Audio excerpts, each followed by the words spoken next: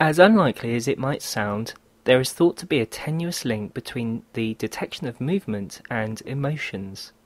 The James Lange theory of emotions states that emotions result from physiological responses of the body to the environment. The diametrically opposite theory is the Cannon-Bard theory of emotions, which states that physiological responses in the body occur subsequent to emotional experience. The James Lange theory has been refined by A. Craig. In Craig's model, our sense of our own body, interoception, is an important part of emotional experience, and he suggests that emotions and interoceptive information are integrated in the insular cortex. The model is elaborated on, and it is well worth reading Craig's original works. So detecting movements in our arms, a type of interoception, might be an important component of our emotional experience. However, it's not too far-fetched when you think of the fight or flight response. With a lion fast approaching, the sensation of rapid movement in your arms and legs as you exit the scene complements the "there's a lion right behind me" thought, and the associated anxiety you are experiencing. So now we get on to the slightly more technical bit. How do we detect movements in our body? Well, the answer is through mechanoreceptors. These are receptors in the body which are deformed in response to various changes in the body, including movements. Mechanoreceptors are receptors in the body that convert mechanical energy into electrochemical energy. There are several types of mechanoreceptor. In this video, an object compresses the skin which changes the shape of the mechanoreceptor, causing the release of a nerve impulse. So if we want to understand what's going on as we're running away from the lion, part of the picture is provided by considering the movements of our arms. It turns out that our arms are covered in these tiny mechanoreceptors, and in this video I'm looking at a special type of receptor known as the Ruffini end organ or Ruffini receptor.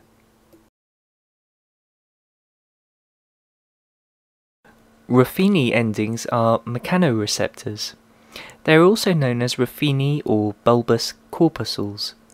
Ruffini endings were discovered in 1893 by Professor Angelo Ruffini. They are nerve fibres which generate action potentials in response to mechanical deformation. Professor Ruffini found the Ruffini endings to be associated with a fibrous capsule, although this is not always the case. Ruffini endings are found throughout the body in both hairy and hairless skin, as well as in ligaments and joints. They are thought to play an important role in the sensory feedback needed in the control of movements. Since they are so tiny, they are usually visualized with a microscope or with special types of staining. In anatomical studies, specimens are obtained post-mortem, prepared using special techniques, and then examined using microscopy. It turns out from a review of the literature that this very specialized area of research consists of a very small number of studies which show that the Ruffini endings are found throughout the arm.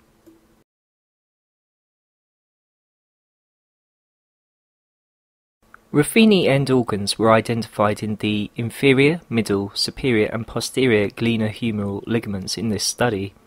Ruffini endings were not found in the glenoid labrum, and the researchers didn't report the identification of Ruffini endings in the subacromial bursa. The researchers suggest that removal of an inflamed bursa may also reduce pain signals from this part of the shoulder.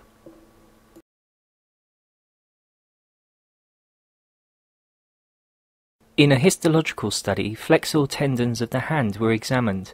The researchers identified Ruffini endings, but these were outnumbered by Pacinian corpuscles and Golgi tendon organs. In an immunohistological study, researchers examined the index finger of donors and were able to identify only a single Ruffini corpuscle. They concluded that human glabrous skin was not well supplied with Ruffini endings. In another study, the researchers examined 10 hands using immunofluorescence techniques and looked at the thumb ligaments, the dorsal, posterior and anterior oblique, central, carpometacarpal and ulnar collateral ligaments. They found evidence of Ruffini endings in the ligaments.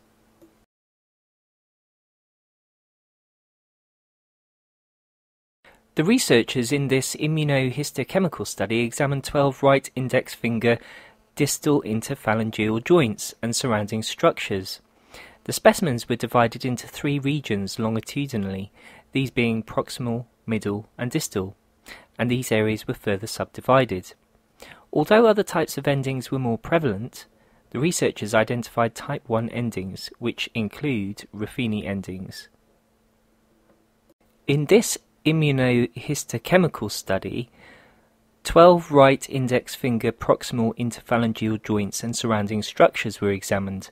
The specimens were divided into 3 regions longitudinally, proximal, middle and distal, and these areas were again divided.